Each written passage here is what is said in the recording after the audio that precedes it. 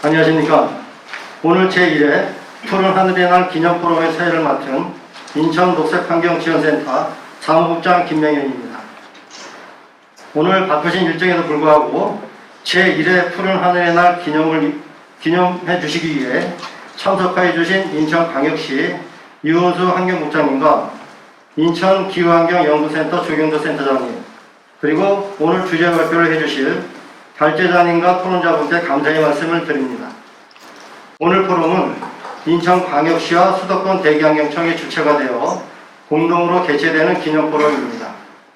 당초에는 학회와 연구기관, 시민단체 및 관계기관, 그리고 거버넌스 등 50명 이내의 전문가분을 초청하여 포럼을 진행할 예정이었으나 정부의 코로나19의 강화 조치 대응에 따라 초청 인원을 축소하고 대면이 아닌 영상으로 기념식을 추진하게 되어 아쉽습니다.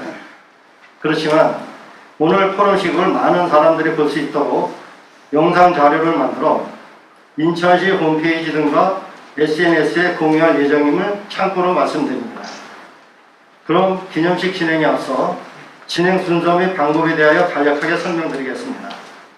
먼저 토론에 참석하신 내빈 소개와 인천광역시 유은수 환경국장님의 인사 말씀, 인천 녹색환경지원센터의 배양섭 센터장님의 인사 말씀에 이어서 인하대학교 환경연구소 한세영 박사님께서 푸른 하늘의 날 지정동향 및 국내 대응 방안이라는 주제 발표를 해주시고, 기후변화 행동연구소 박훈 연구위원님께서 미세먼지와 기후변화 현황과 전망이라는 주제로 발표가 있겠습니다.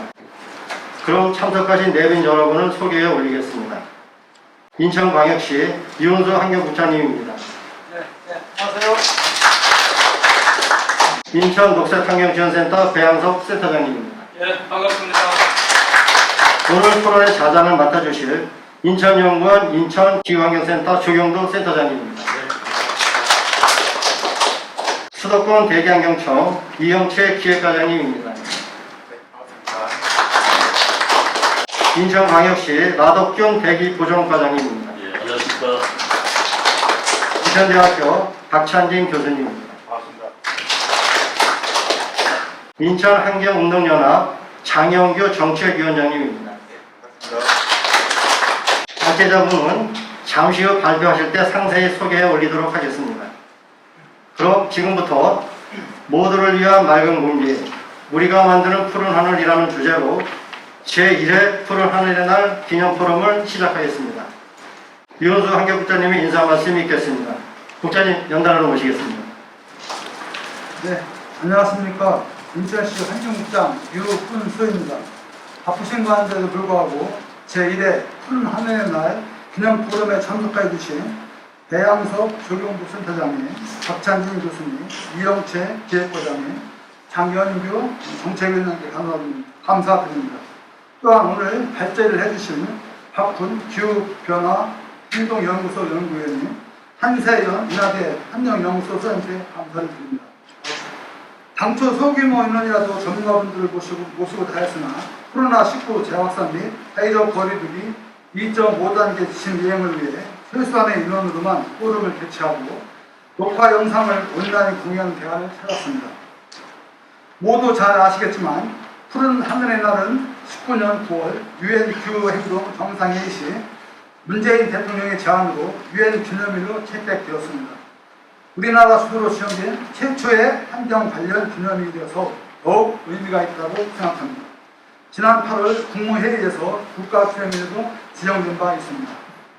이에 오늘의 제1회 푸른 하늘의 날 기념포럼을 주관해 주신 인천 녹색환경지원센터 수도권 대기환경청과 공동주최를 매우 뜻깊게 생각합니다.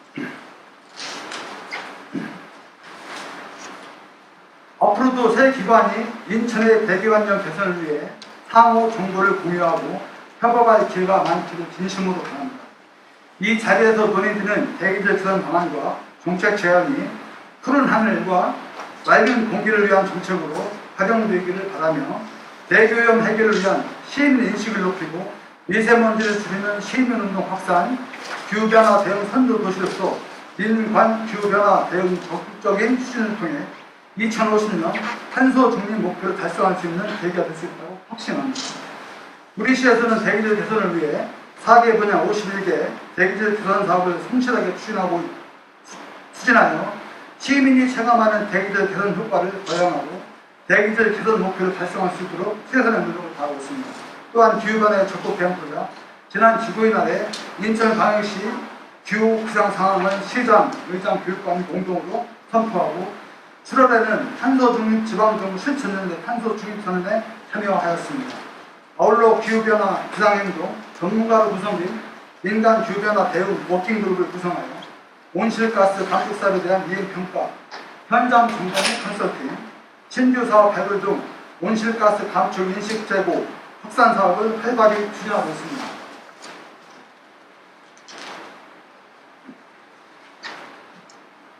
이번 포럼에 참여해주신 전문가 여러분과 온라인으로 참여해주시는 시민 여러분께 다시 한번 감사의 말씀 드리오며 올해부터 시작되는 푸른 하늘의 날이 전 세계 공동의 노력으로 돼가는 계기가 되어 오늘 같은 맑은 공기와 푸른 하늘을 지금도 앞으로도 우리 아이들도 함께 할 수 있기를 소망합니다. 감사합니다.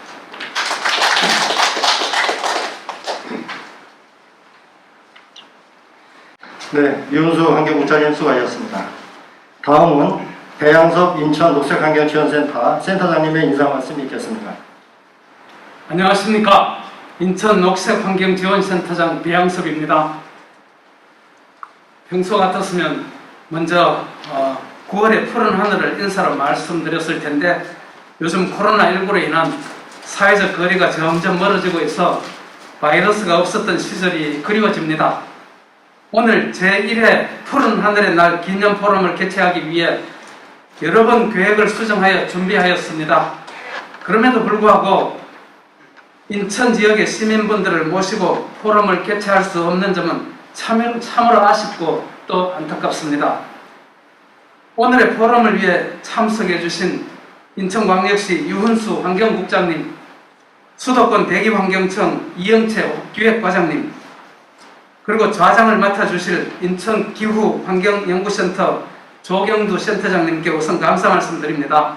또한 오늘 주제 발표를 해주실 인하대 환경연구소 한세연 박사님, 기후변화행동연구소 박은 박사님, 그리고 종합토론을 해주실 인천광역시 라덕균 대기보전과장님, 그리고 인천대학교 박찬진 교수님, 환경운동연합 장년규 정책위원장님께 감사의 말씀드립니다. 우리나라는 매년 안개, 황사, 미세먼지를 구별하기도 힘들 정도로 대기오염 문제가 심각합니다. 이러한 대기오염 문제와 기후변화의 문제를 국제사회가 협력하여 심각성을 알리고 또 아름다운 지구를 후손에게 물려주기 위한 취지로 푸른 하늘의 날이 지정되었습니다. 조금 전에도 국장님께서도 말씀하셨습니다만 매년 9월 7일 푸른 하늘의 날은 우리나라가 제안해서 지정된 첫 UN 공식 기념일입니다. 올해부터 우리나라도 국가기념일로 이제 지정하였습니다. 우리나라 대기질은 OECD 36개국 회원국 중에서도 최하위로 심각한 수준이고 여전히 석탄 화력 발전 비중이 높은 나라입니다. 특히 우리 인천에는 대기오염 문제와 연관성이 아주 많은 국가산업단지와 항만, 공항, 화력발전소, 매립지 등 국가기관시설이 산재해 있습니다. 깨끗하고 푸른 하늘을 미래 세대에게 물려주고 사계절 미세먼지로 인해 마스크를 착용하는 일이 없도록 해야 할 것입니다. 따라서 오늘의 주제 발표와 토론을 통해 푸른 하늘과 맑은 공기를 위한 대기질 개선 방안 및 정책 제안 등 우리 인천이 나아갈 방향을 모색해보는 뜻깊은 시간이 되었으면 합니다. 이번 포럼은 시민과 함께 공유할 수 있는 방법을 모색하여 영상으로 제작하여 SNS로 공유하게 되었습니다. 아무쪼록 오늘 코로나19 상황에서도 제1회 푸른 하늘의 날 기념 포럼을 위해 기꺼이 참석해 주신 모든 분들에게 다시 한번 감사의 말씀드립니다. 감사합니다.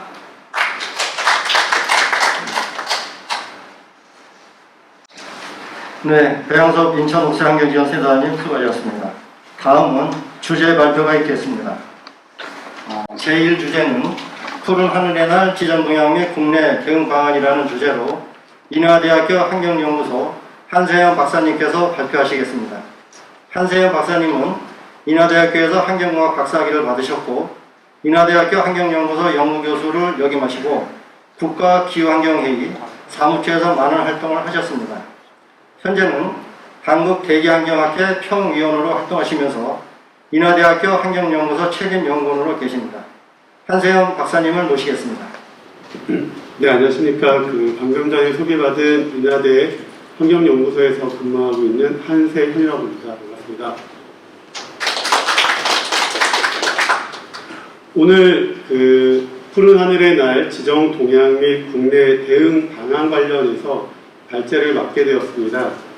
제가 지난달 초까지 국가기후환경회의 사무처에서 전문 임기제로 이제 중장기 국민정책 제안 관련 업무를 맡아왔던 과정이 있어서 제가 관련한 푸른 하늘의 날 지정 동향에 대해서 간략한 부분을 좀 말씀드리고, 그리고 인천 지역 대기환경을 연구했던 연구자의 입장에서 이제 국내 미세먼지 관련 정책 동향 및 인천 지역의 대기질 개선, 미세먼지 개선을 위해서 지금 현재 필요한 부분들에 대해서 좀 간략하게 말씀드리고자 합니다.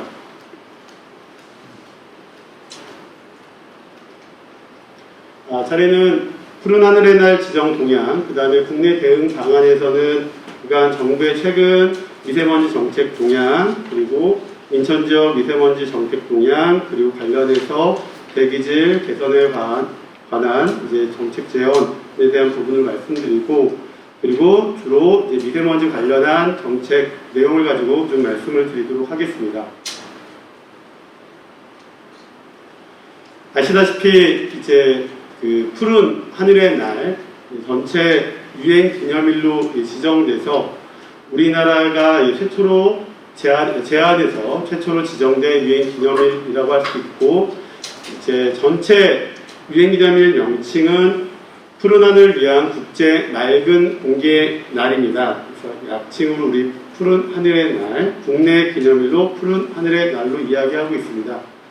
처음에 제기된 배경 관련해서는 작년에 이제 미세먼지 고농도 시즌이 되고, 국제적인 노력, 협력, 그리고 국내 노력들이 필요하다는 이야기가 많이 제기가 되었습니다. 그 과정에서 이제 국가기후환경회의가 대통령 직속기구로 출범하면서 국민들과 여러 가지 미세먼지와 기후변화를 대응하기 위한 정책 논의를 준비하는 과정에 있었습니다. 그 과정에서 이제 중장기 정책, 국민정책 제안으로 유엔 세계 푸른 하늘의 날 기념일 지정을 위한 결의안 추진을 이제 제안하게 되었고, 이런 제안 내용을 가지고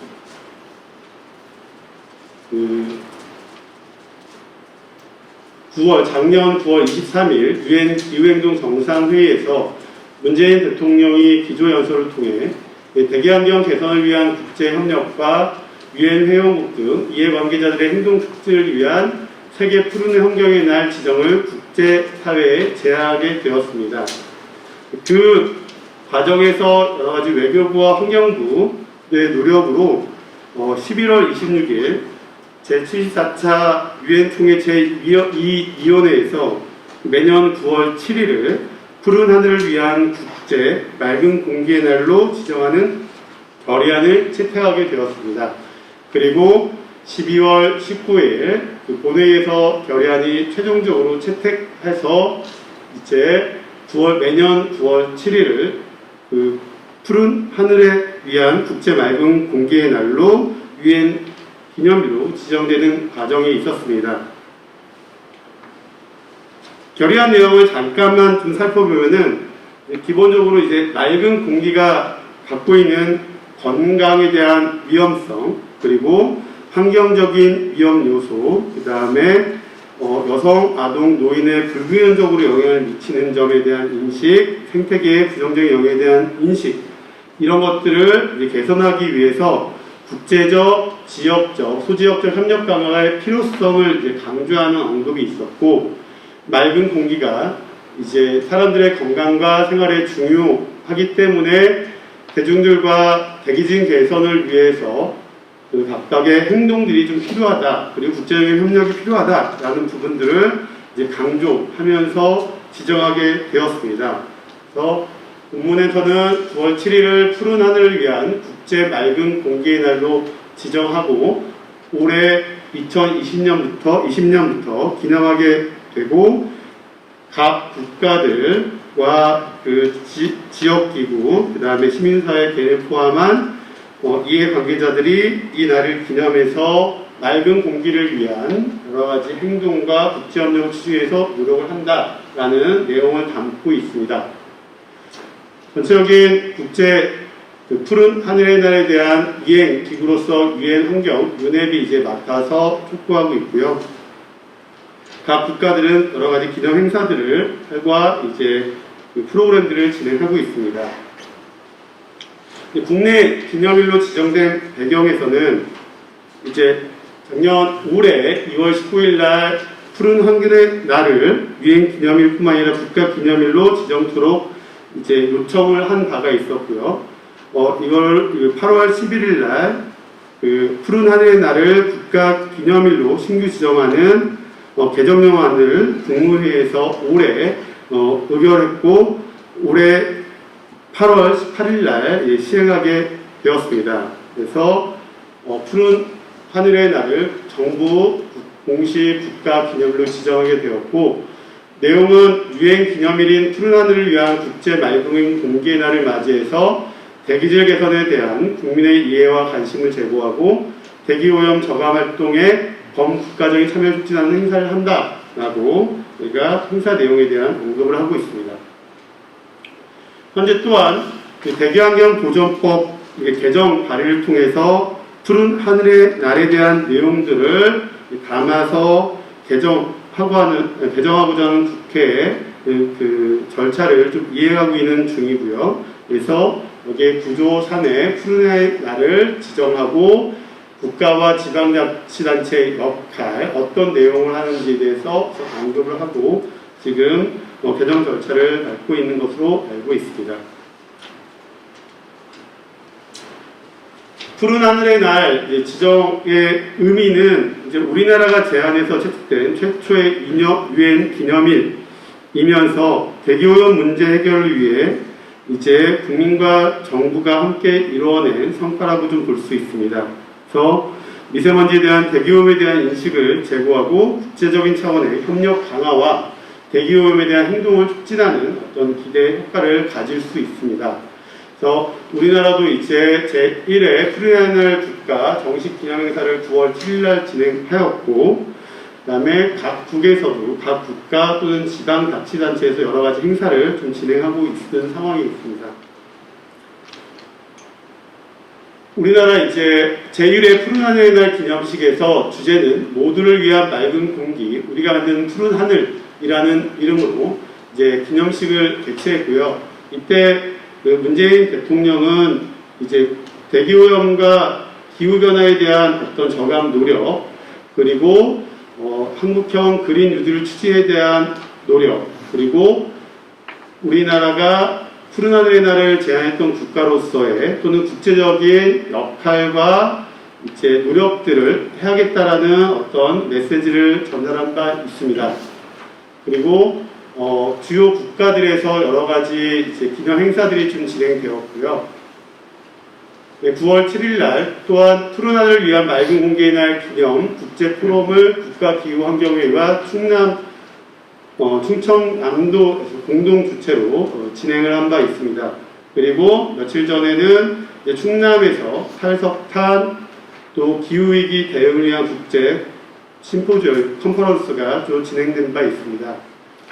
또 국제적으로 국가기술 자문 전문가 그룹이 구성되어서 이제 푸른 하늘의 날에 대한 여러 가지 기술 자문들을 좀 진행하고 있고요.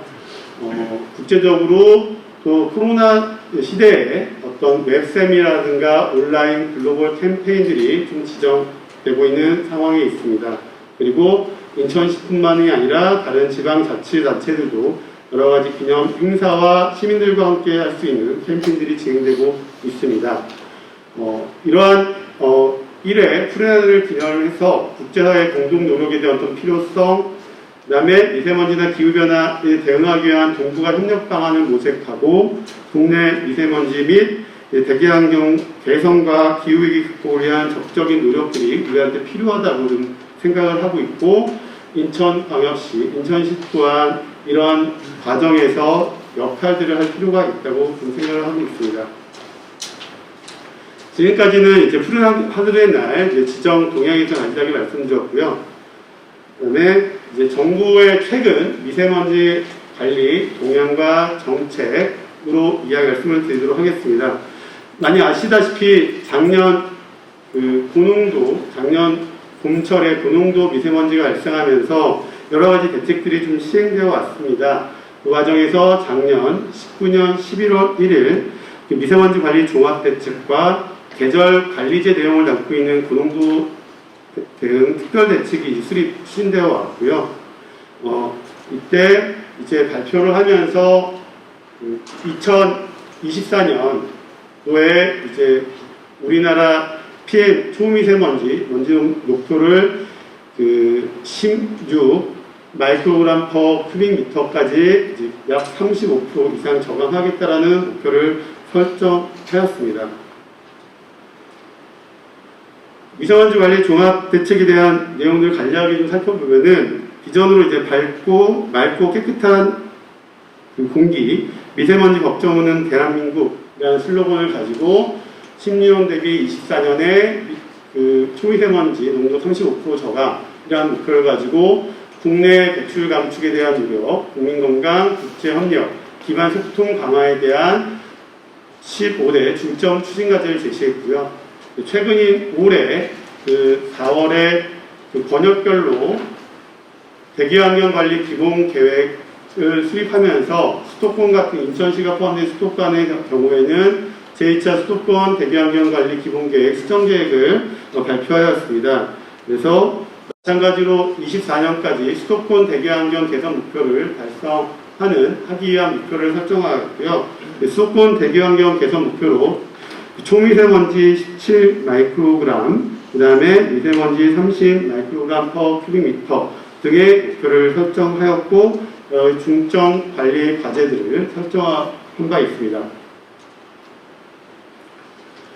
종합대책과 같이 작년에 처음 국가기후환경에서 제안하고 미세먼지 특별위원회에서 이제 결정되었던 계절관리제가 작년에 처음 시행된 바 있습니다. 아까 말씀드렸듯이 우리나라가 직면하고 있는 미세먼지 현실에 대해서 이제 겨울과 이른 봄철에 고농도 미세먼지가 집중적으로 발생하는 문제, 그리고 그 전에 시행되었던 비상 저감 조치로 미세먼지 오염 개선에 대한 개선의 한계를 느끼면서 계절관리 기간, 즉 고농도 기간 동안에 고강도의 대책을 시행하는 계절관리를 제안한 바 있습니다.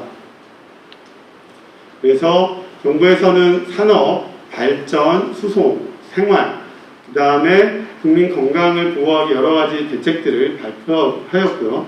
각 지자체와 시도에서는 작년 12월에서 3월 동안 여러 가지 계절관리제 대책들을 시행한 바 있습니다. 네, 아시겠지만 작년 12월 또 우리나라에서는 올해 코로나19의 팬데믹이 이제 확산되는 과정에 있었고요. 그 과정에 또 여러 가지 기상적인 여러 가지 요인들이 있어서 실제로 여러 가지 초미세먼지, 대기환경 개선에 대한 현상들이 감축됐고 또 실제 개선 효과가 있었습니다. 그래서 정부에서 발표한 자료를 좀 보면은 이제 작년 12월 올해 1, 2, 3월까지 초미세먼지 농도가 27% 정도 감소했다라는 결과를 발표하면서 이는 물론 계절관리제에 대한 대책 시기에 대한 노력도 있었지만 여러 가지 이제 기상 효과, 기상에 대한 영향, 그 다음에 코로나19에 대한 어떤 경제활동에 대한 위축, 여러 가지 영향들이 좀 복합적으로 작용해서 이제 초미세먼지 농도가 좀 개선됐다라는 부분들을 이제 발표한 바 있고요. 이제 실제로 이제 올해 그 겨울에 본격적으로 시행되는 올해 2차 계절관리제 시행 효과의 결과에 따라서 실제로 지금 추진하고 있는 이제 계절관리제 정책 추진 효과라든가 어떤 힘들을 받을 수 있지 않을까 생각을 하고 있습니다. 그리고 또한 이제 지금 전 세계적으로 확산되고 있는 코로나19의 그 기후대기 영향으로 인해서 여러 가지 이제 2월 지난 전 세계적으로 이게 대기 오염이 개선되고 여러 가지 농도 배출, 탄소 배출들이 저감됐던 사례들이 밝혀지면서 새롭게 대기질과 기후 환경에 대한 개선들을 위한 문제점과 인식들이 많은 부분이 제고된 과정들이 있었습니다.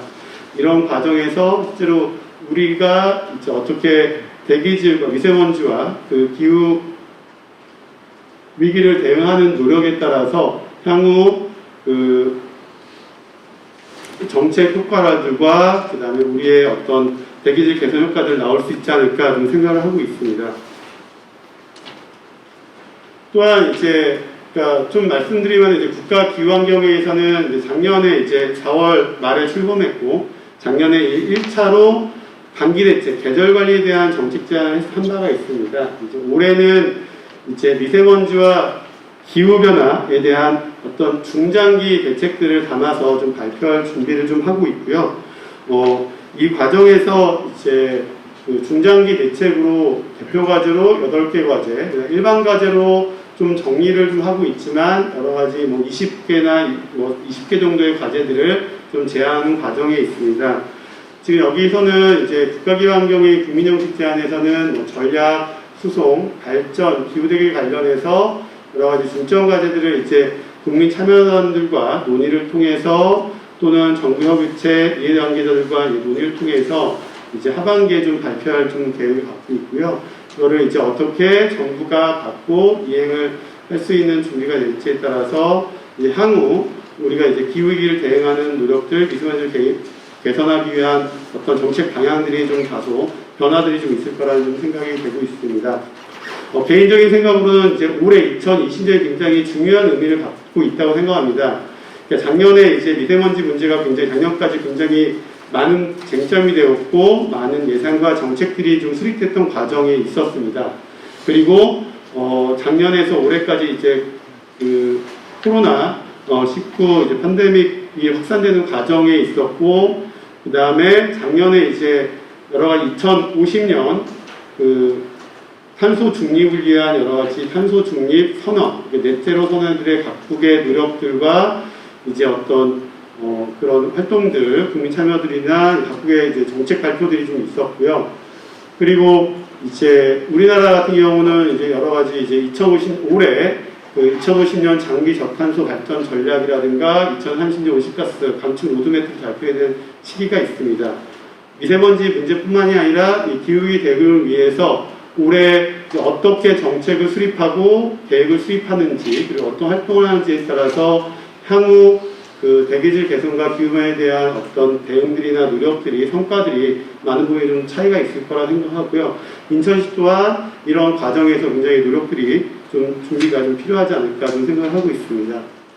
그 다음으로 인천시 미세먼지 관리 대책 추진 현황에서 간략하게 좀 살펴보겠습니다.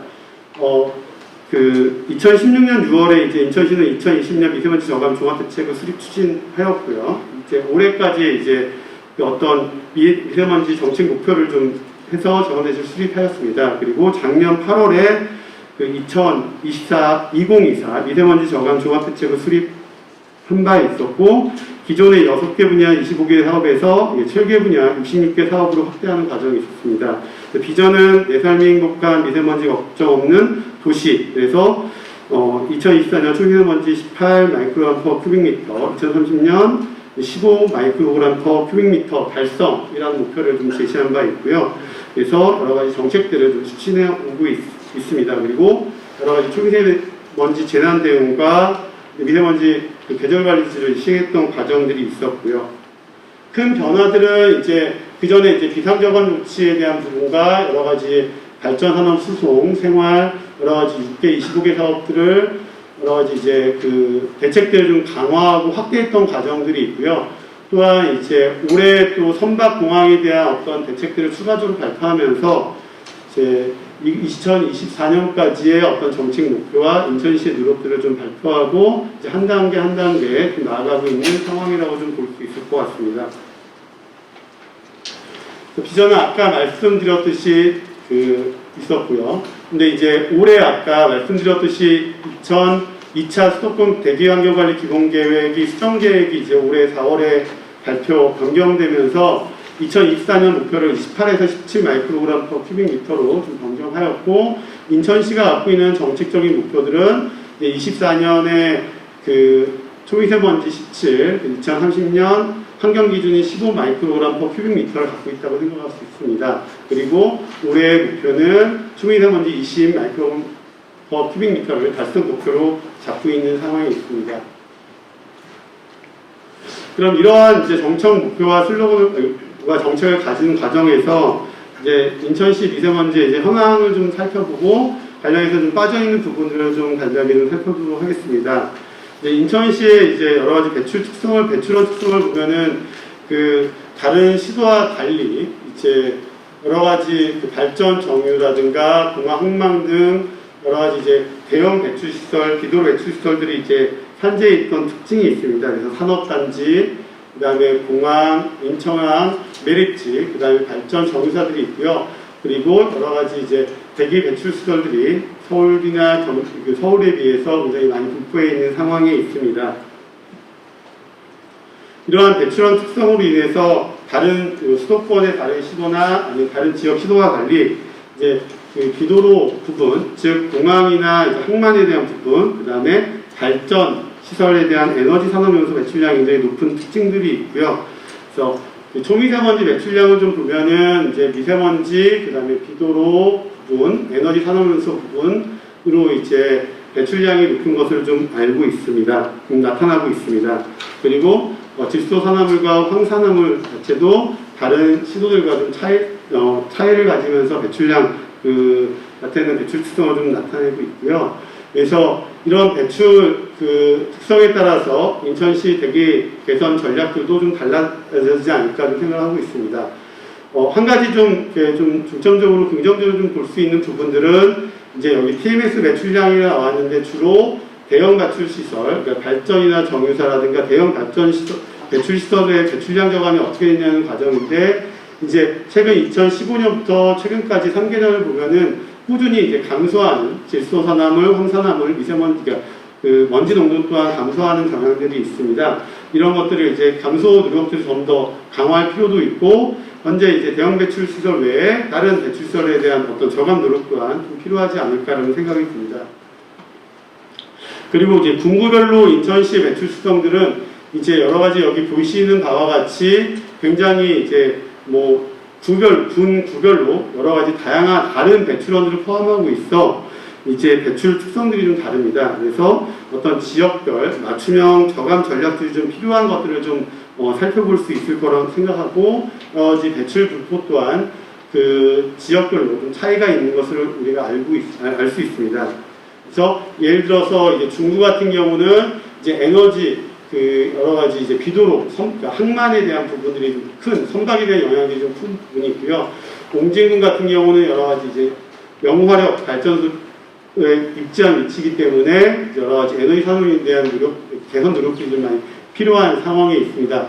서부 같은 경우도 여러 가지 에너지 산업 연소 발전시설의 영향이 좀 큰 부분들이 있어서 또 다른 지역에서는 남동구라든가 부평구, 계양구, 그 다음에 연수구 이런 데서는 또 여러 가지 자동차에 대한 대책들이 굉장히 중요한 상황에 있습니다.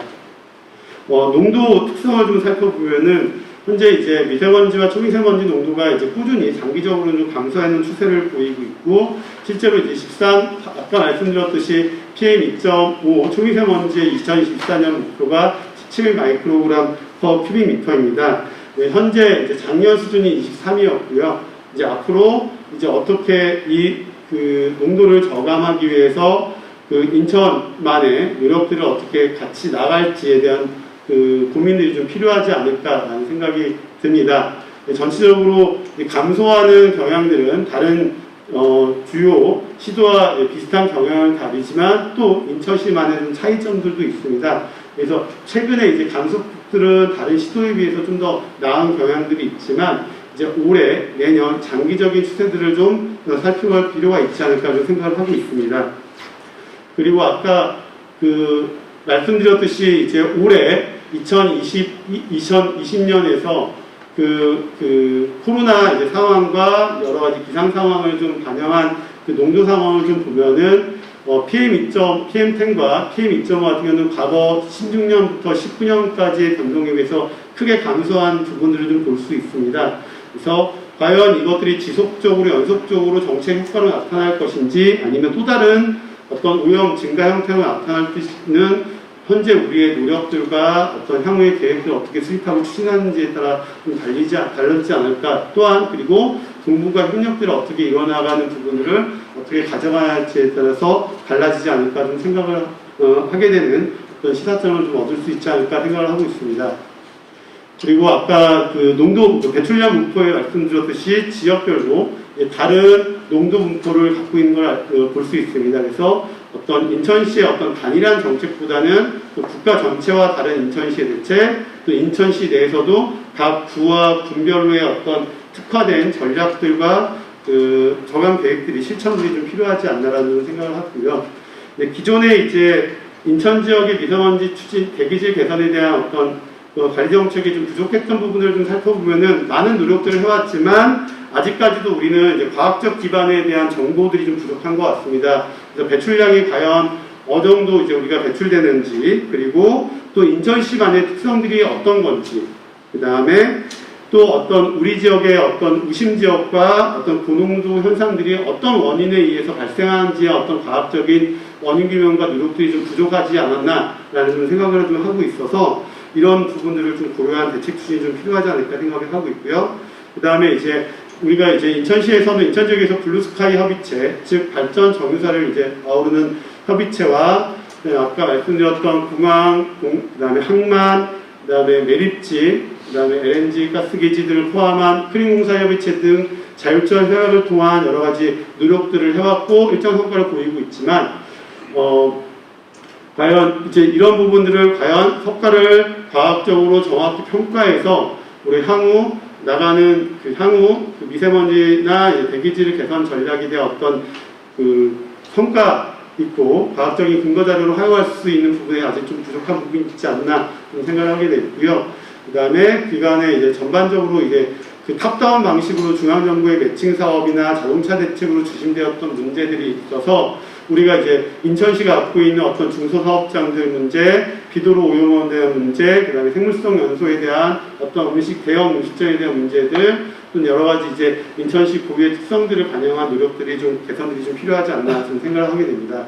그러면서 이제 저희가 이제 좀 더 노력이 좀 필요한 부분들은 미세먼지 관련해서 말씀드리면은 어떤 인천시 특성에 맞는 여러 가지 이제 그동안 규명되지 않았던 여러 가지 상세 매출에 대한 조사나 인벤트리 구축들이 좀 필요하고, 그 다음에 고농도 우심 지역에 대한 어떤 미세먼지 원인 규명과 그 다음에 어떤 위해성 저감을 위한 노력들, 그리고 지역별로 맞춤형 저감을 위한 어떤 저감 대책 수립들이 좀 필요하지 않나라는 생각이 듭니다.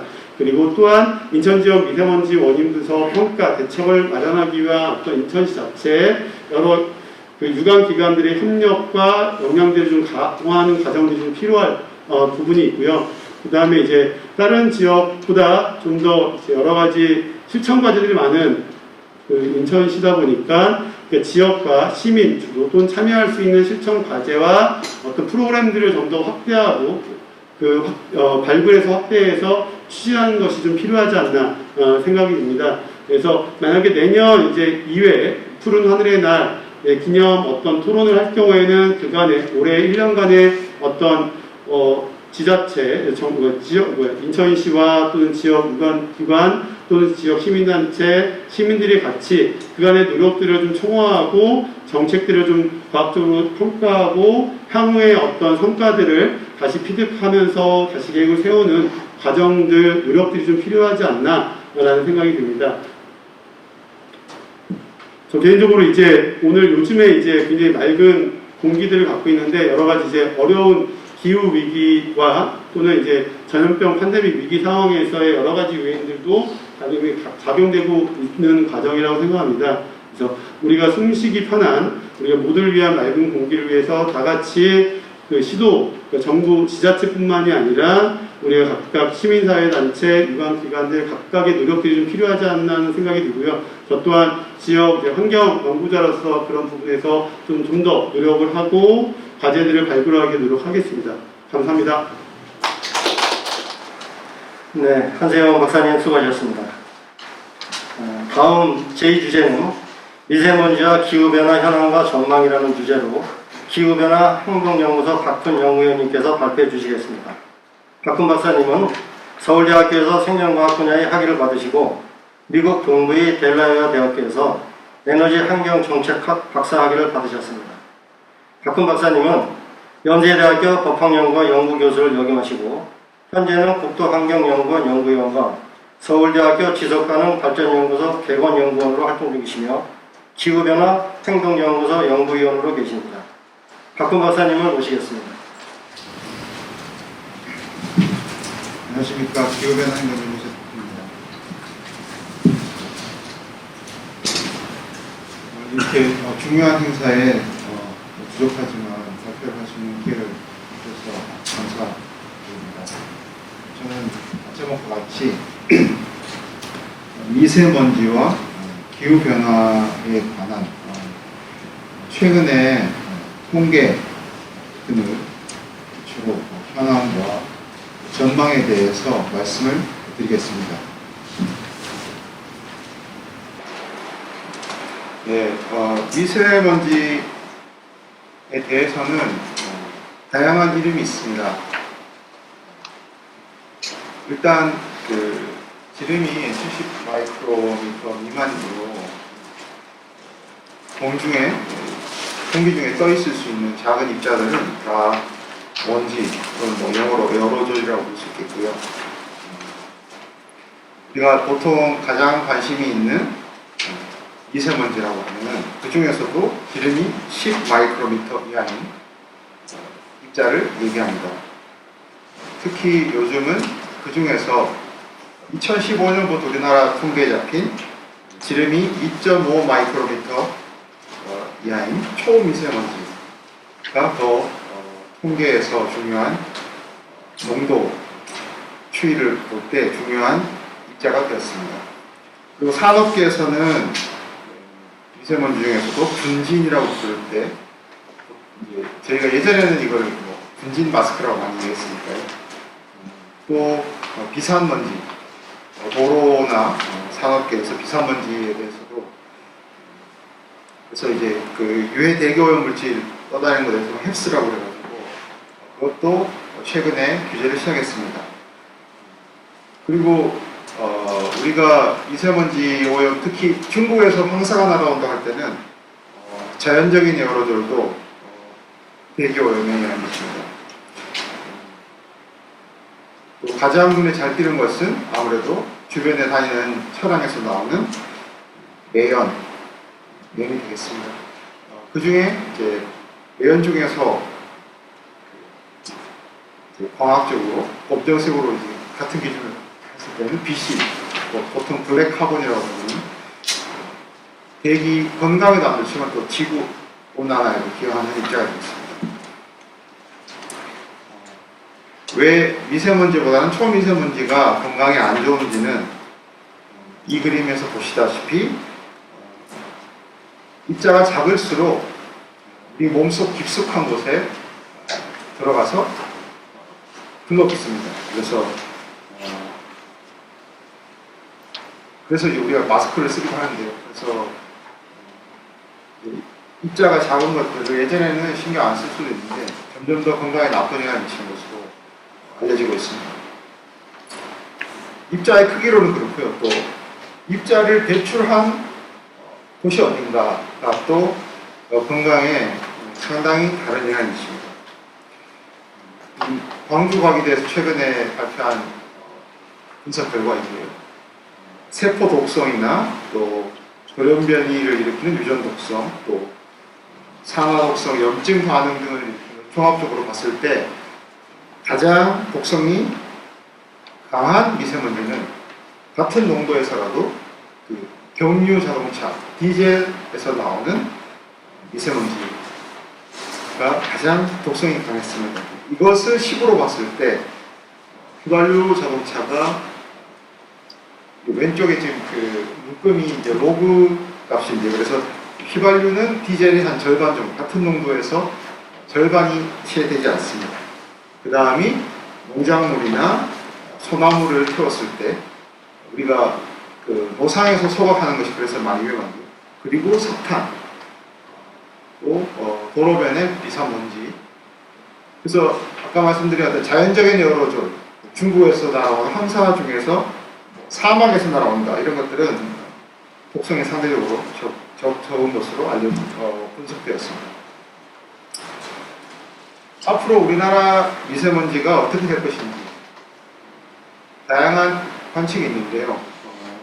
기후변화를 고려하지 않았을 때는 현재 최근에 OECD에서 분석한 것으로는 2060년이 되면 대기오염에 따른 조기 사망자 수가 현재 중국보다 많아진다. 물론 중국은 더 많아지지만요. 그래서 그 척도로 쓰는 대기오염 물질은 이제 PM2.5, 초미세먼지와 O3, 오존입니다. 그래서 2016년에 나온 보고서만 하더라도 앞으로 상당히 안 좋아진다. 지금의 중국보다 안 좋아진다고 하니까 사람들이 상당히 충격을 받았던 분석 결과였습니다. 지금은 이 정도까지는 아니라고 보는데요. 이제 뒤에 말씀을 드리겠습니다. 아까 말씀드린 것처럼 휘발유차보다 경유차에서 나오는 배기가스가 독성이 더 강하기도 하지만 절대량도 훨씬 많습니다. 미세먼지의 전구 물질이라고 하시는 질소산화물은 여러분 아마 뭐 폭스바겐이나 좀 실제 배기가스를 검사할 때는 적게 내뿜게 하고 실제 운행 상태에서는 많이 배출게 해서 처벌받은 뉴스를 보셨을 텐데요. 실제 주행 시에는 경유차가 휘발유차보다 미세먼지 26배, 질소산화물 24배 정도. 이거는 구체적인 수치는 차이가 있겠지만 20배가 넘는 절대적인 양이 배출된 것으로 알려졌습니다. 분석되었습니다. 인천 구월동의 사례를 보면은 조금 더 실감이 나실 텐데요. 시간대별로 구월동의 질소산화물과 또 질소산화물의 광합 반응으로 발생되는 오존 농도를 보시면은 질소산화물 농도가 증가하고 나서 7시간에서 8시간 이후에 오존 농도가 증가합니다. 그래서 질소산화물이 가장 높았던 시간은 구월동에서는 아침 7시, 8시 출퇴근 시간이라고 생각하시면 되겠습니다. 자동차를 타고 출퇴근하는 분이 많을 때 질소산화물이 많이 발생하고 그것이 몇 시간 뒤에 오존 증가를 일으키는 데 기여한다. 그러다 보니까 원래 오존은 햇빛이 가장 중요하지만 새벽 3시, 4시 햇빛이 없을 때도 그 전에 퇴근 시간에 늘어났던 질소 농도가 증가하는 데 영향을 미치는 것으로 이렇게 추정이 됩니다.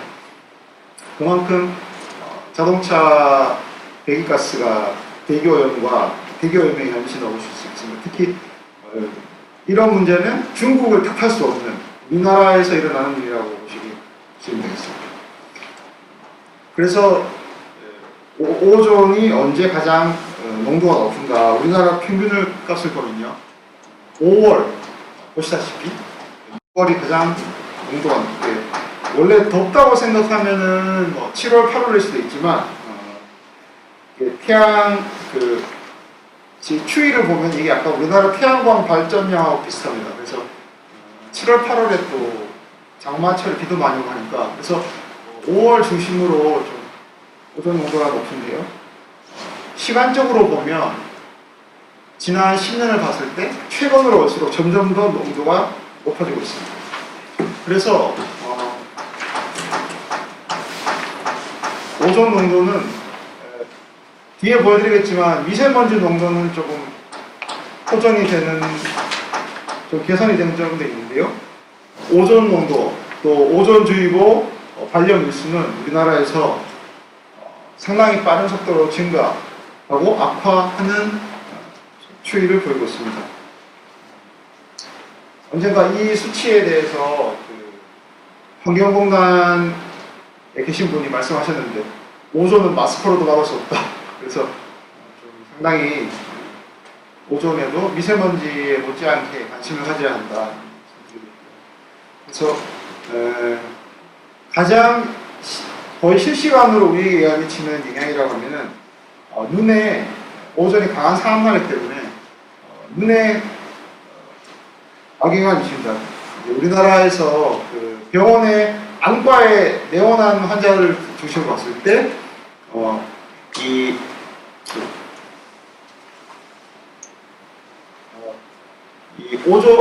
안과의 결막염으로 내원한 환자의 추이가 오존의 농도의 추이와 거의 일치합니다. 그래서 건강을 생각해서도 오존까지 고려해서 관리해야 될 것 같고요. 근데 이제 대기오염 물질을 저희가 통계를 계속 보고 있지만 배출량 산정이 어려운 것이, 또 일관된 흐름을 찾아보기 힘든 것이, 여기 하늘색 동그라미에 표시한 것처럼 정부에서 기존에 통계에 포함하지 않던 물질을 포함하면은 갑자기 이제 경향이 좀 달라지는 문제가 있습니다. 그래서 좀 규정이 바뀌거나 또 측정할 수 있는 기술이 발전됨에 따라서 이렇게 바뀌다 보니까 원인이 어디인지, 또 효과는 무엇인지, 그런 것들에 대해서도 좀 이해하는 데 한계는 있는 것이 사실이라고 볼 수 있습니다. 그래서 근데 일단 우리가 알 수 있는 통계만으로 봤을 때는 황산화물 외에는 별로 감소하지 않고 있다. 지난 20년 가까이 시간 동안 황산화물만 감소했다는 것을 알 수 있습니다. 그리고 또 산정이 어려운 것은 아시다시피 우리가 대규모 배출원, 뭐 발전소라거나 또 시멘트 공장, 그런 곳은 이제 원료가 얼마나 들어갔으면 나오고 또 불똥마다 측정기가 있어서 알 수 있는데, 소규모로 배출하는 것이 워낙 많습니다. 그래서 이제 요즘은 뭐 드론을 사용해서 감시한다는 얘기도 있는데, 그러다 보니까 특히 부여시 휘발성 유기화물이 추적이 어려운 상태입니다. 그것은 이제 최근에 수도권 대기환경청 보고서를 봐도 알 수 있는데요. 2년 연속으로 작년 보고서에는 그래도 질소산화물이나 황산화물은 좀 안 됐다가 올해 보고서에는 좀 성과가 있다고 나왔는데, 휘발성 유기화물 VOC는 여전히 보시다시피 목표의 절반도 감축을 하지 못했습니다. 계속해서 도로나 도심에서 어디서 나오는지 관리하고 감축하는데 한계가 있는 상태입니다. 그 외에 뭐 자동차라고 하는 것들은 지금 좀 성과를 거두고 있다 할 수 있겠습니다. 그리고 감사원에서 지적을 받은 것들은 실제로는 좀 배출이 되고 있었는데 미처 파악하지 못한 부생가스라거나 또 특히 이제 섬에서는 이제 디젤 발전기를 쓰니까 소규모 발전 시설에 대해서 미처 파악을 하지 못해서 도생가스 등에서는 지소산화물을 9% 가까이 찾아내지 못했고, 또 도서 지역에서 나온 미세먼지 같은 경우는 11%까지 찾아내지 못했었다. 그래서 알 수 있겠습니다. 그리고 수도권, 인천이나 서울과 같은 수도권 기준으로 보면은 수도권에서 감축을 했는데 왜 이번에 뭐 미세먼지가 농도가 높은가 했을 때는 아시다시피 충청남도 같이 인접한 지역의 발전소에서 나오는 그 대규모 점오염원이 PM2.5의 확산을 분석을 해보면은 특히 4월이나 7월에는 수도권 지역의 충남의 발전소에서 나오는 미세먼지 영향이 거의 4분의 1을 넘습니다. 그래서 수도권의 노력만으로도 한계가 있다. 그런 드리고요. 그리고 또 미세먼지 원인 물질을 제거하는 데 있어서 우리는 많은 경우에 이 1차 생성 미세먼지를 줄인다. 그래서 미세먼지를 줄인다는 얘기를 많이 하는데 뒤에 말씀드리겠지만 미세먼지가 다양한 경로를 통해서 만들어집니다. 그래서 경기도나 수도권 같은 경우는 암모니아를 배출을 저감하면은 미세먼지의 최종적인 수치를 낮추는 데는 훨씬 더 효과가 크다는 분석 결과가 있습니다. 그래서 수도권만으로도 또 되지 않고 또 우리가 보통 알고 있는 1차 생성 미세먼지를 줄이는 것만으로도 되지 않는 종합적인 저감 노력이 필요하다는 것을 알 수 있습니다. 그리고 이거는 이제 실내 미세먼지 때문에 제가 추가를 했는데요. 누가 그런 얘기 했거든요. 뭐 공기청정기가 필요하냐. 네, 제가 찾아보니까 우리나라 국민은 평일에는 실내에 한 90%, 실내에서 보내는 시간이 90%입니다. 특히 나이가 어릴수록 실내에 오래 있고요. 그래서 어떻게 보면 우리가 미세먼지 농도 얘기하지만 하루 중에 90% 이상은 실내에 있다 그러면은 실내 미세먼지 농도를 관리를 해야겠고, 그래서 물론 환기를 자주 하는 것도 좋지만 바깥에 미세먼지가 높다 그런 경우는 공기청정기를 써야 하지 않을까 생각을 합니다. 근데 또 반대로 환기를 또 하긴 해야 됩니다. 계속 닫아놓고 상당히 성능이 좋은 공기청정기를 돌린다 하더라도 이 라돈 같은 경우는 땅에서 가까이 사는 분들 실내에서 노출 위험이 우리나라 사례인데요. 그래서 단독주택에 사는 경우, 그래서 땅에서 가까이, 땅에서 올라오는 라돈이 집에 차일 경우에 가장 많은 피해를 입을 수가 있다.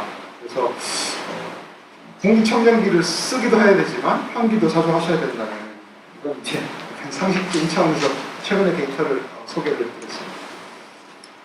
이건 뭐 한세영 박사님도 잘 아시겠지만 이렇게 우리나라에서 미세먼지 관련해서 사실 대부분의 대기오염 정책은 처음에는 수도권을 중심으로 시행이 됐습니다. 그러다가 이제 초미세먼지를 중심으로 고농도 미세먼지가 발생하는 일이 많아지면서 좀 전국적인 정책이 도입이 되고, 특히 이제 작년 3월 같은 경우 워낙 고농도가 심하다 보니까 대통령한테도 야당에서 건의를 하고, 그래서 이제 국가기후 환경회의도 생겼지만 다양한 법이 2019년 3월에 8개의 법이 새로이 제정되거나 기존의 법이 강하게 바뀌었습니다. 그래서 그런 정책이 이제 그래가지고 아까 말씀하신 것처럼 이제 연말에 미세먼지 계절관리제 등 특별한 정책들이 나왔습니다. 그랬을 때 우리나라가 미세먼지가 최근에 더 나빠진 거냐 그런 얘기를 할 때 이제 많이 이제 아니다 하는 게 이 그래프인데요. 이제 우리나라는 공식적으로는 그 초미세먼지 PM2.5를 측정해서 결과를 발표한 것이 2015년입니다. 그래서 그전에는 수치를 잘 모르니까 좀 둔감했던 면도 있습니다. 또 중국이 최근에 많이 좋아졌는데 우리는 뭐 하느냐 이런 얘기도 있고. 그래서 이제 우리가 어디를 기준으로 쓸 것이냐. 우선 세계적으로 가장 그 기준이 되는 세계보건기구 WHO의 기준은 1년 평균 10마이크로그램 세제곱미터입니다. 이 기준을 만족시키는 국가는 이 표에 포함된 나라 중에는 호주와 미국 정도 아주 넓은 나라고요. 사실 그 나라도 가보면 나라가 워낙 넓어서 평균되면 그렇지만 뭐 로스앤젤레스라거나 대도시는 그렇지는 않습니다. 그래서 아무튼 그 정도나 돼야 만족하는 나라 그 수치이고요.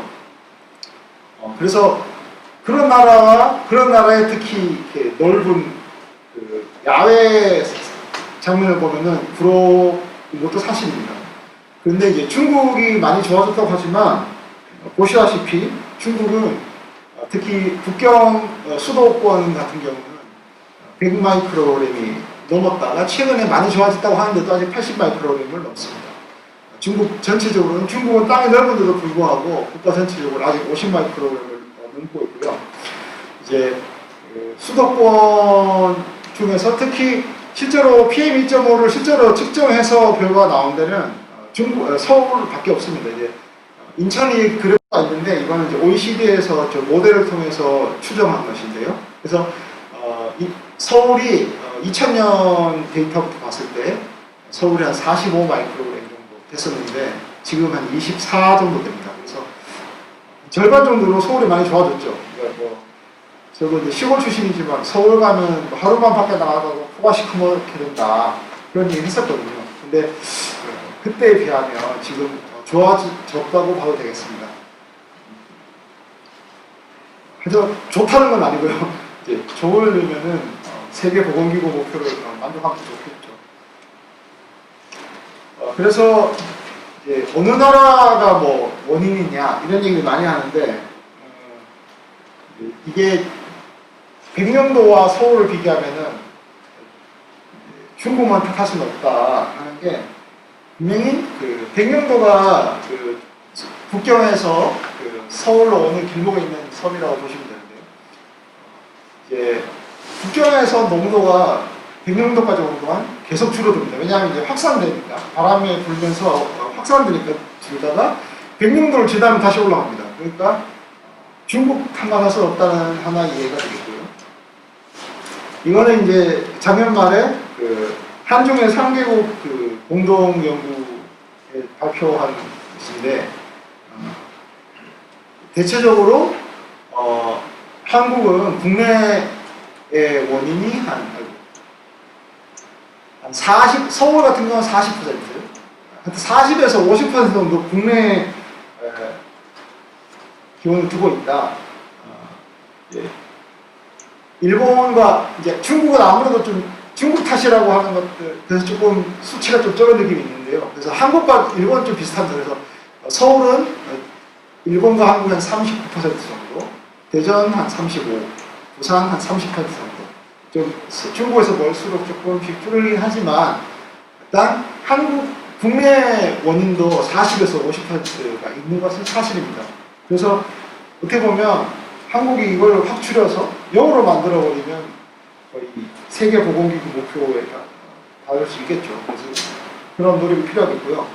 한 가지는 이제 그 일본 같은 데 보면은 이 몽골, 러시아, 북한 28% 거의 30% 그 우리나라에 영향을 미칠 때도 있습니다. 그래서 여러분도 가끔씩 뭐 뉴스 보시면 평양이나 이런데 좀 아무래도 환경 규제가 그렇게 세지 않기 때문에 특히나 또 경제 제재로 나무를 뗀다거나 또 석탄을 떼가지고 그게 바람이 불면 남한으로 오는 경우가 많기 때문에 그런 영향도 생각보다는 크다는 것을 알 수 있습니다.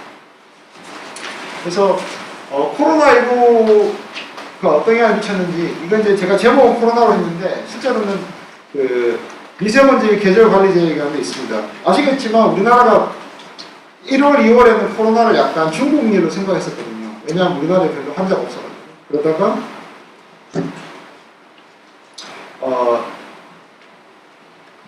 2월 10며칠인가요? 그 31번 환자 생기면서 전 국민이 공포에 떨게 됐는데요. 그때부터 좀 영향이 있어서 3월부터는 코로나 영향이 좀 큽니다. 그래서 그거 어떻게 볼 수 있냐면은 이 SO2, 이산화황 같은 경우는 1월, 2월에도 이미 많이 줄었습니다. 그 계절관리제를 통해서 석탄화력 발전소가 많이 가동을 멈췄기 때문이라고 생각이 되고요. 그래서 보시다시피 이산화질소는 1월, 2월에는 별 차이가 없었습니다. 그러다가 3월, 4월에 지난 5년 평균보다 많이 줄었는데요. 이제 국민의 활동이 위축되고 산업활동도 위축되면서 수송이 많이 감소했습니다. 그래서 어떤 PM10 같은 경우는 1월부터 줄었지만 그 PM2.5는 3월부터 많이 감소한 것을 알 수가 있습니다. 그래서 그렇구나 하기보다는 이렇게 많이 줄었는데도 불구하고 지금 인천 같은 경우는 지금 한 13 마이크로 이러면 이제 목표를 지금 달성했다고 아까 말씀하신 인천의 목표를 지금 달성한 거는 다른데요.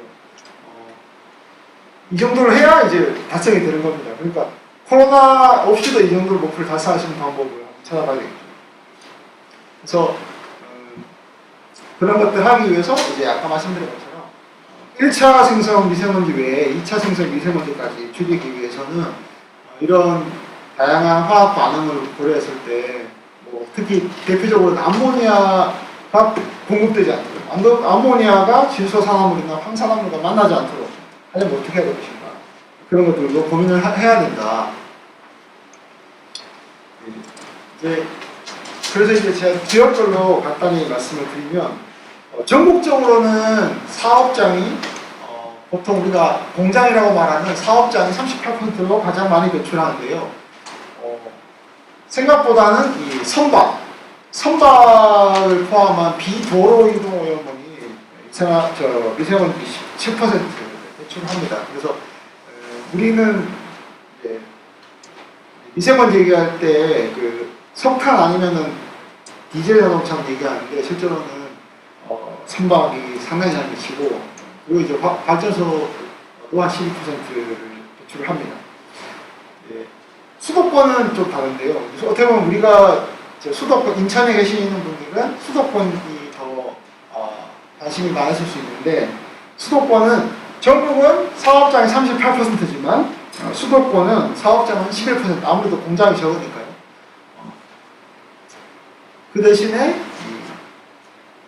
건설 장비를 중심으로 한 비도로 이동 오염이 20%, 특히 경유차가 26%인데, 이 경유차라고 하면 우리가 지나다니는 SUV만 생각하시는데 화물차도 경유차고 또 건설 장비도 경유차,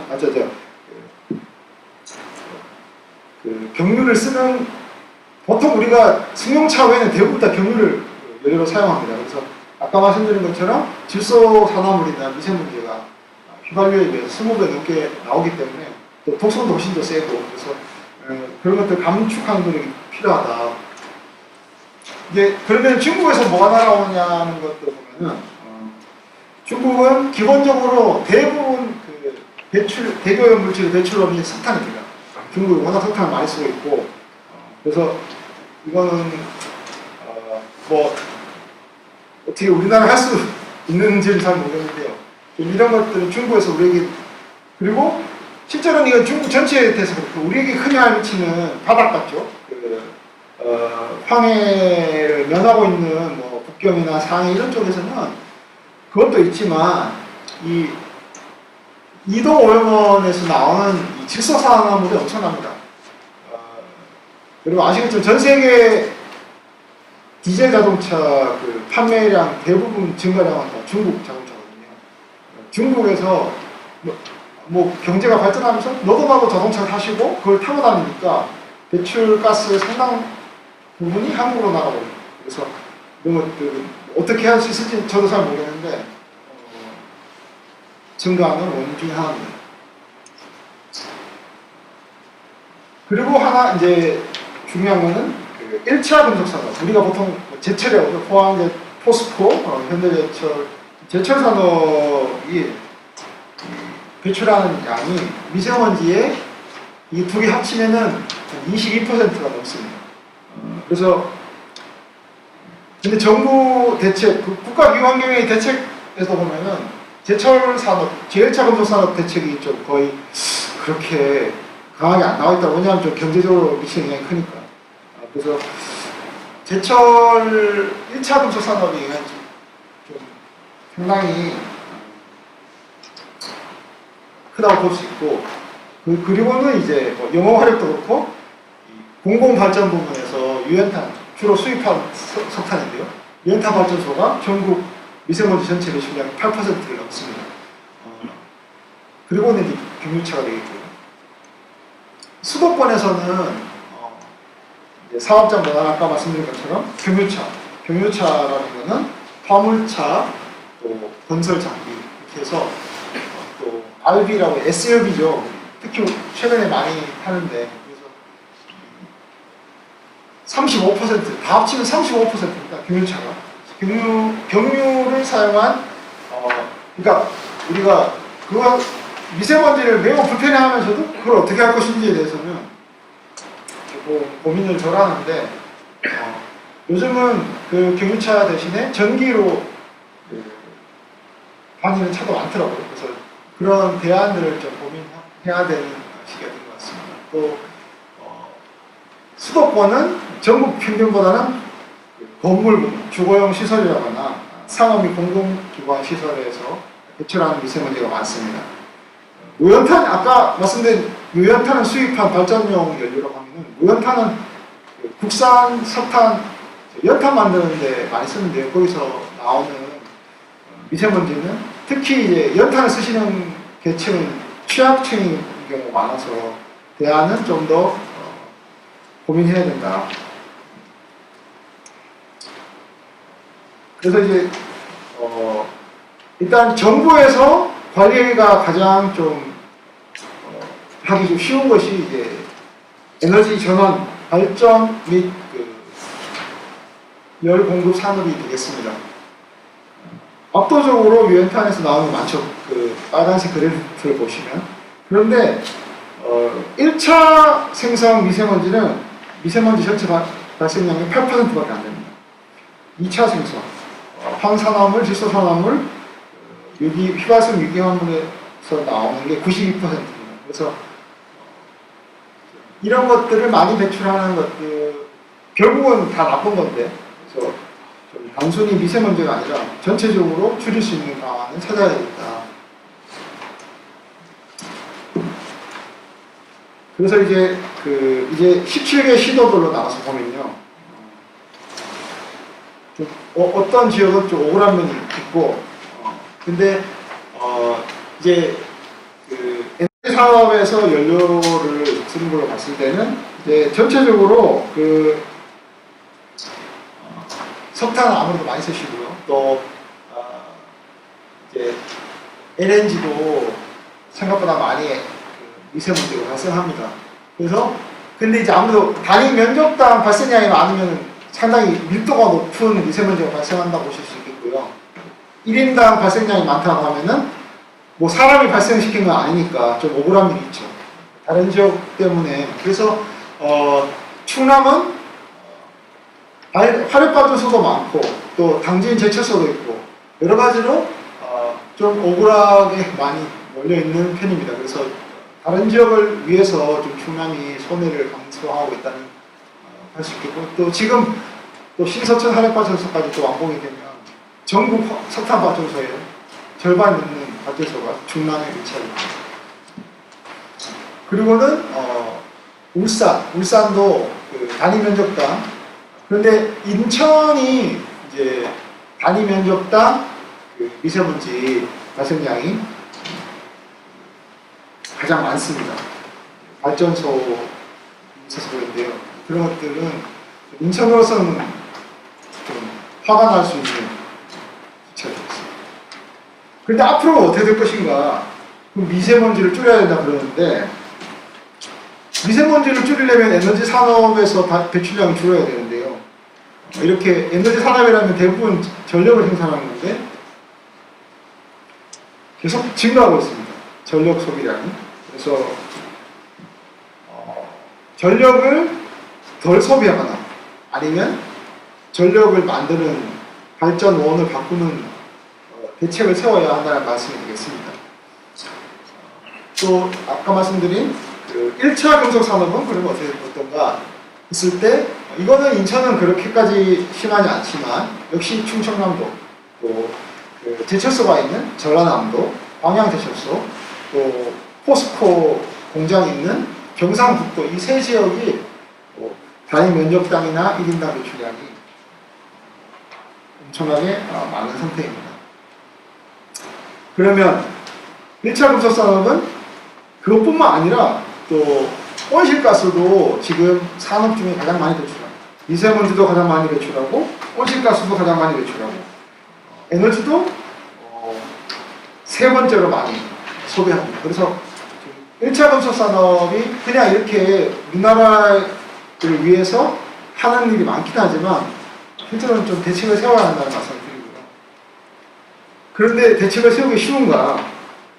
세계 10대 조각 생산량 변화를 보면 우리나라는 지난 20년, 19년 동안 매년 2.7% 증가하고 있습니다. 증가를 하고 있기 때문에 줄이기가 쉽지 않다는 말씀입니다. 그리고 이제 자동차에서 나오는 자동차나 선박에서 나오는 배출량을 보시면은 이거는 아무래도 다 모든 시로에 자동차와 배가 다니니까 배출량이 많습니다. 특히 이제 절대량은 그 경기도가 많고 예, 그런데 그 단위 면적당으로 보시면 아무래도 대도시 서울, 부산이 많죠. 인천도 적지 않습니다. 그래서 아까 말씀드린 것처럼 그 아까 구월동도 그렇고 좁은 지역에 차가 많이 다니니까 미세먼지도 많이 발생하고 오존도 농도가 올라갈 수밖에 없는 상태입니다. 그리고 한 가지는 이 17개 시도 통계에 잡히지 않는 게 바다라는 건데요. 항구가 있는 도시는 실제로는 더 많은 영향을 받게 됩니다. 부산이 가장 크겠고 그 다음에 인천이 크는데 그래서 선박에서 나오는 특히 뭐 벙커시유, BCU 같은 데서 엄청나게 많이 나오기 때문에 이런 것들에 대해서도 실제로는 영향을 받는 문제 해결을 해야 되겠다. 그럼 이제 이동오염원 배출을 위해서 어떻게 하는가? 근데 사실 우리나라는 이동오염에 대해서는 지난 19년 동안 가장 아까 말씀 배출량도 많고 독성도 심하다는 디젤 자동차가 우리나라에서 3.5배 증가했습니다. 그러니까 가장 몸에 안 좋은 미세먼지를 가장 많이 배출하는 이동오염원이 3.5배가 증가했기 때문에 미세먼지를 특히 대도시에서 수도권 같은 대도시에서 줄이는데 한계가 있는 상태입니다. 이 문제를 해결하지 않으면 그리고 휘발유가 경유에 비해서 적긴 하지만 실제로 많이 배출하는데 휘발유는 디젤보다는 덜하지만 엄청나게 많이 증가하고 있는 상태입니다. 그래서 이것들을 줄여야 되겠고요. 그리고 특히 화물차 같은 경우는 또 많이 증가하고 있는데 특히 이 가장 많은 비율 차지하는 게 일반형 트럭으로 나오는데 이게 우리나라에서 가장 많이 타는 차 중에 하나가 1톤 포터 트럭입니다. 그러니까 그게 다 경유차인데요. 자영업자분들이 제일 많이 쓰는 트럭인데 좀 그런 차들은 노후 경유차도 아니고 계속 새로 사시니까 좀 또 자영업자 또 소상공업 이렇게 하는 분들이니까 어떻게 이것들을 요즘은 그 택배 배달용으로는 전기차도 쓰시긴 하던데 이런 제도적인 뒷받침이 있어야 됩니다. 그리고 선박은 우리나라가 우선 수출입을 중심으로 무역하는 나라다 보니까 엄청나게 증가하고 있습니다. 연평균 7.7%. 우리나라가 1년에 GDP가 4% 성장하지 않는데 계속해서 물동량이 늘어나고 있습니다. 그러다 보니까 벙커시우를 쓰는 배들이 계속해서 우리나라에 들어오게 되고, 특히 가장 큰 피해를 입는 곳은 부산이나 인천과 같은 항구가 있는 도시가 되겠습니다. 평택도. 그래서 물동량도 늘어나고 계속해서 국내 이제 화물 수송량이 계속 늘어나는 걸 보실 수 있겠습니다. 예, 암모니아, 예. 암모니아는 아까 말씀드린 것처럼 이제 황산화물, 질소산화물을 만나가지고 2차 생성을 일으키는데요. 이거는 아까 보셨지만 암모니아 배출량을 줄이면 실제로 수도권의 미세먼지 감소에 가장 큰 효과를 볼 수 있다는 연구가 나왔었는데, 아주대 금수태 교수님 통해서 이게 경기도, 충청남도 이렇게 수도권 주변에 또 수도권 내에서 배출되는 암모니아가 가장 많습니다. 이런 것들은 암모니아, 여기 보시면 암모니아 배출은 가장 큰 게 서울은 사람이고요. 대부분 다른 지역은 분뇨 처리 다 가축 키우고 하는 데서 나옵니다. 그런데 우리나라는 지금 육식이 많이 증가하면서 연평균 3.3% 육식 소비량이 늘어나고 그만큼 또 사육을 많이 하죠. 그래서 좀 미세먼지를 감축하는 데는 이런 문제도 축산업도 대응을 해야 한다. 그래서 앞으로 그러면 기후변화 관련해서 미세먼지 어떻게 될 것인지 마지막으로 말씀드리겠습니다. 지금 대체적으로는 기후변화 관련해서 미세먼지는 농도가 좋아질 거라고, 낮아질 거라고 얘기를 합니다. 이제 2020년대는 이제 기준보다 더 감소하고, 이제 2050년대까지 가면은 또 더 미세먼지나 오존은 감소합니다. 그런데 왜 우리가 그러면 앞으로 좋아지겠네? 왜냐하면 중국도 계속 나빠지지 않을 거거든요. 근데 그럼 왜 우리가 미세먼지 걱정하는가? 평균적으로는 좋아질 수 있는데 고농도 미세먼지 발생은 증가할 수 있다는 게 최근의 연구 결과입니다. 이제 중국도 그렇고 우리나라도 그렇고 대기 기후 변화에 따라서 우리가 보통 겨울에 북쪽에서 찬바람이 불어온다는데 그런 북서 계절풍이 점점 더 약화하고 있습니다. 그래서 바람이 불어야 여러분 대기 정체로 인해서 미세먼지가 고농도 미세먼지가 발생한다는 얘기를 많이 들으실 텐데 대기 정체가 점점 더 자주 일어납니다. 마지막으로 보여드릴 그림이 이제 바람이 하루에 기단이 하루에 250km 이동합니다. 제가 나눠보니까 바람이 초속 2.9m보다 낮으면 국내 원인이 더 크고 그보다 빠르면 바람이 더 빨리 불면 중국에서 서풍이 더 영향을 미치고, 그래서 기후변화가 점점 심해질수록 우리나라는 고농도 미세먼지 발생은 늘 가능성이 크다. 그런 상황에서 제가 준비한 여기까지입니다. 감사합니다. 네, 박훈 연구위원님 수고하셨습니다. 다음은